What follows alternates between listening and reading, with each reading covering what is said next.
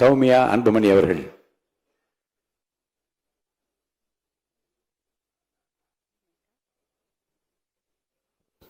மாண்புமிகு பேரவைத் தலைவர் அவர்களே, மாண்புமிகு முதலமைச்சர் விஜய் அவர்கள் தலைமையிலான அரசின் மீது நம்பிக்கை கோரும் தீர்மானத்தின் மீதான விவாதத்தில் பங்கேற்று பேச வாய்ப்பளித்தமைக்காக தங்களுக்கு நன்றி தெரிவித்துக் கொள்கின்றேன்.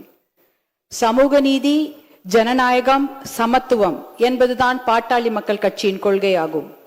இந்த கொள்கை நோக்கங்களை எட்டுவதற்காகத்தான் பாட்டாளி மக்கள் கட்சி தொடர்ந்து பாடுபடுகிறது. போதை இல்லாத தமிழ்நாடு, சமூக நீதி மற்றும் வளர்ச்சியில் சிறந்த புதியதோர் தமிழகம் படைப்போம் என்பதுதான் பாட்டாளி மக்கள் கட்சியின் நிலைப்பாடு ஆகும். பாட்டாளி மக்கள் கட்சியின் கொள்கைகளும் நோக்கங்களும் எப்போதும் தமிழ்நாட்டின் நலனை முன்னிறுத்துபவையாகும். தமிழ்நாட்டில் 69% இட ஒதுக்கீட்டை பாதுகாக்க சமூக நீதி கணக்கெடுப்பு எனப்படும் சாதிவாரி சர்வே நடத்த வேண்டும். அதன் அடிப்படையில் அனைத்து சமூகங்களுக்கும் விகிதாச்சார பிரதிநிதித்துவம் அளிக்கப்பட வேண்டும். பெண்களின் பாதுகாப்பையும் முன்னேற்றத்தையும் உறுதி செய்ய வேண்டும். முழு மதுவிலக்கு மற்றும் போதைப் பொருட்களை முற்றிலுமாக ஒழிக்க வேண்டும். நீர் மேலாண்மைக்கு முக்கியத்துவம் அளித்து பாசன திட்டங்களை செயல்படுத்த வேண்டும்.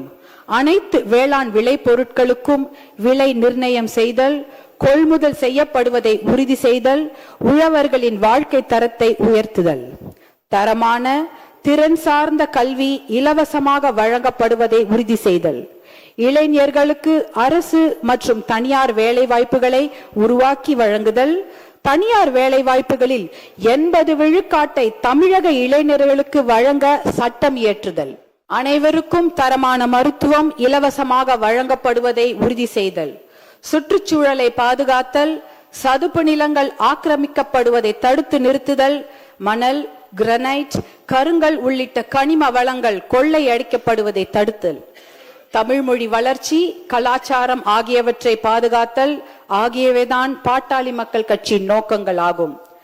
மாண்புமிகு முதலமைச்சர் அவர்கள் தலைமையிலான ஆளுங்கட்சியும் சட்டப்பேரவை தேர்தலுக்கு முன்பாக வெளியிட்ட தேர்தல் அறிக்கையில் பாட்டாளி மக்கள் கட்சியின் கொள்கைகள், நோக்கங்கள் ஆகியவற்றுக்கு ஒத்துப்போகும் வகையில்தான் வாக்குறுதிகளை வழங்கியது. குறிப்பாக அனைத்து சமூகங்களுக்கும் விகிதாச்சார பிரதிநிதித்துவம் வழங்க சாதிவாரி சர்வே நடத்தப்படும், மகளிர் பாதுகாப்பை உறுதி செய்ய நடவடிக்கை, மது வணிகத்தை கட்டுப்படுத்த நடவடிக்கை, வேளாண் விளை பொருட்களுக்கு நியாயமான கொள்முதல் விலை, அரசு மற்றும் தனியார் வேலை வாய்ப்புகளை அதிகரித்தல், தனியார் துறை வேலை வாய்ப்பில் உள்ளூர் இளைஞர்களுக்கு 75% ஒதுக்கீடு வழங்கும் நிறுவனங்களுக்கு 2.5% GST மானியம், 5% மின்சார மானியம் வழங்கப்படும், நதிகள் இணைப்பு உள்ளிட்ட பாசன திட்டங்கள் செயல்படுத்தப்படும், சுற்றுச்சூழலை பாதுகாக்கவும் மணல் கொள்ளையை தடுக்கவும் நடவடிக்கை எடுக்கப்படும் என்று தமிழகத்தின் ஆளுங்கட்சியும் வாக்குறுதிகளை அளித்திருக்கிறது. தமிழகத்தின் முதலமைச்சராக பொறுப்பேற்ற மாண்புமிகு விஜய் அவர்கள் சட்டம் ஒழுங்கை பாதுகாப்பதற்கான நடவடிக்கைகள் குறித்து விவாதித்த பின் வழிபாட்டு தலங்கள், பள்ளிகள், மக்கள் கூடும் இடங்கள் ஆகியவற்றுக்கு அருகில் உள்ள 717 மதுக்கடைகளை அடுத்த 2 வாரங்களுக்குள் மூட ஆணையிட்டிருக்கிறார். அந்த நடவடிக்கையை பாட்டாளி மக்கள் கட்சி வரவேற்கிறது, பாராட்டுகிறது. மது ஒழிக்கப்பட வேண்டும் என்பதற்காகத்தான் 40 ஆண்டுகளுக்கும் மேலாக நாங்கள் போராடி வருகிறோம். உச்ச நீதிமன்றம் வரை சென்று சட்ட போராட்டம் நடத்தி தேசிய அளவில் 90,000 மதுக்கடைகளையும் 90,000 வைன் ஷாப்ஸ், தமிழ்நாட்டில் 3,321 மதுக்கடைகளையும் மூடியது பாட்டாளி மக்கள் கட்சி தான். தமிழ்நாட்டில் முழுமையான மதுவிலக்கையும் போதைப் பொருள் ஒழிப்பையும் மேற்கொள்ள அரசு நடவடிக்கை எடுத்தால் அதை பாட்டாளி மக்கள் கட்சி வரவேற்கும். மாண்புமிகு பேரவைத் தலைவர் அவர்களே, எனக்கு ஒரு ஆசை. என்னுடைய பேர குழந்தைகள் வளர்ந்து வரும்பொழுது போதை இல்லாத, மது பழக்கம் இல்லாத தமிழகம் உருவாகி இருக்க வேண்டும். அது என்னோட ஆசை மட்டுமல்ல, தமிழ்நாட்டில் இருக்கக்கூடிய அத்தனை பெண்களுடைய ஆசையும் அதுதான். போதை பழக்கமும் மது பழக்கமும் நம் இளைஞர்களை சீரழித்து கொண்டிருக்கிறது.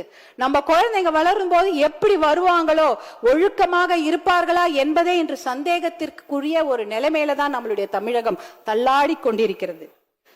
இது என்னுடைய ஆசை மட்டுமில்ல, எல்லாருடைய தாய்மார்களுடைய ஆசையும் அதுதான்.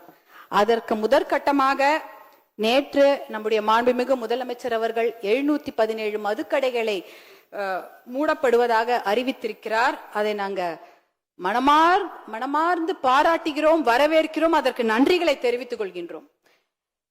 ஏன்னா நான் இந்த நேரத்தில் என் மீது அன்பு வைத்து பாசம் வைத்து என்னை இந்த சட்டப்பேரவைக்கு தேர்ந்தெடுத்த தர்மபுரி தொகுதி மக்களுக்கு என்னுடைய கோடானு கோடி நன்றிகளை இந்த நேரத்தில் தெரிவித்துக் கொள்கின்றேன். ஏனென்றால் தர்மபுரி மாவட்டத்தில் தான் மது பழக்கம் என்பது அதிகமாகவும் மது வணிகம் என்பது அதிகமாகவும் இருக்கிறது. பர் கேபிட்டா கன்சம்ஷன் என்பது தர்மபுரி மாவட்டத்தில் அதிகமாக உள்ளது. Per capita consumption of alcohol, அதாவது மது பழக்கம், தனி மனிதருடைய மது பழக்கம் அதிகமாக இருக்கும் மாவட்டம் எது என்றால் அது தர்மபுரி மாவட்டம்.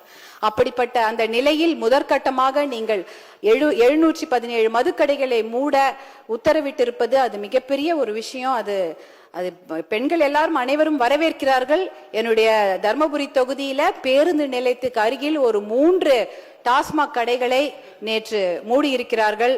இதற்கு எங்களுடைய பாராட்டுதல்களை நாங்கள் கண்டிப்பாக தெரிவித்துக் கொள்கின்றோம். அதே போல ஒரு மதுக்கடையை மூடுனா அதற்கு பக்கத்துல ஒரு 4-5 சந்து கடைகளை திறந்து விடுகிறார்கள். அது தமிழகம் முழுக்க இருக்கிறது. தர்மபுரி மாவட்டத்துல அதை நாங்க கண்கூடாக பார்த்திருக்கின்றேன். நாங்கெல்லாம் வெறுத்து போயிருக்கிறோம்.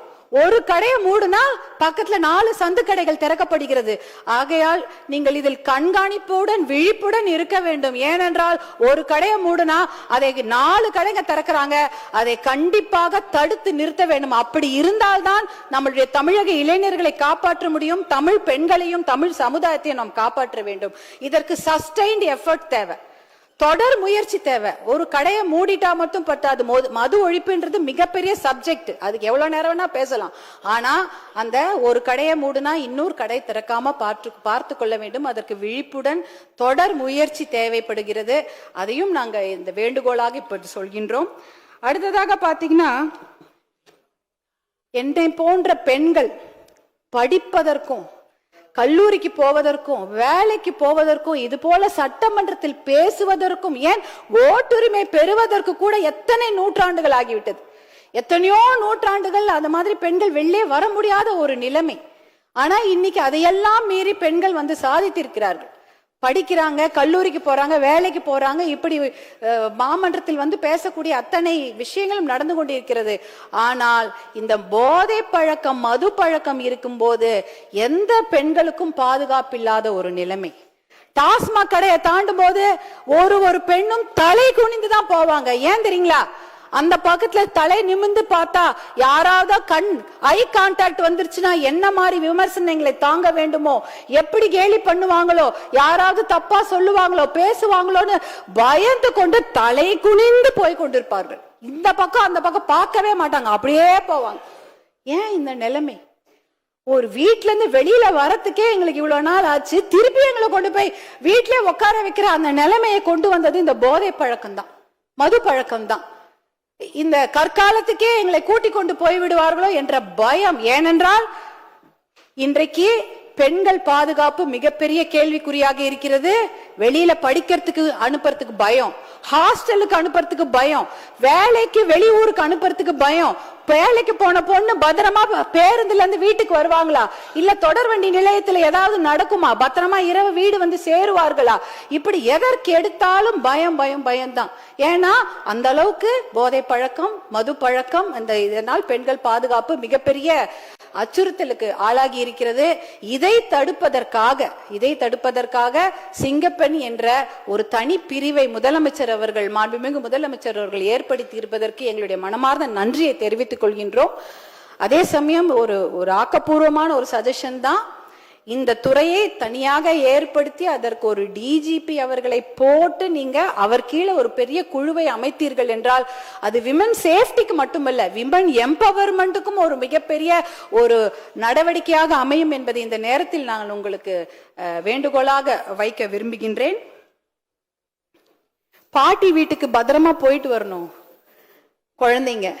அதுதான், ஒரு பாட்டி வீட்டுக்கு போற குழந்தைய கூட இன்னைக்கு பாலியல் வன்கொடுமை, கூட்டு பாலியல் வன்கொடுமை போன்ற கொடுமைகள் நிகழ்ந்து கொண்டிருக்கிறது. அதை தடுத்து நிறுத்த வேண்டும்.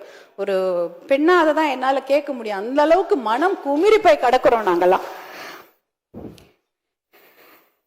அதே நேரத்தில் சமூக நீதிக்கு பாதிப்பு ஏற்படுத்தும் செயல்களையோ தமிழ்நாட்டு மக்களுக்கு எதிரான நடவடிக்கைகளையோ தமிழக அரசு மேற்கொண்டால் அதை பாட்டாளி மக்கள் கட்சி எதிர்க்கும்.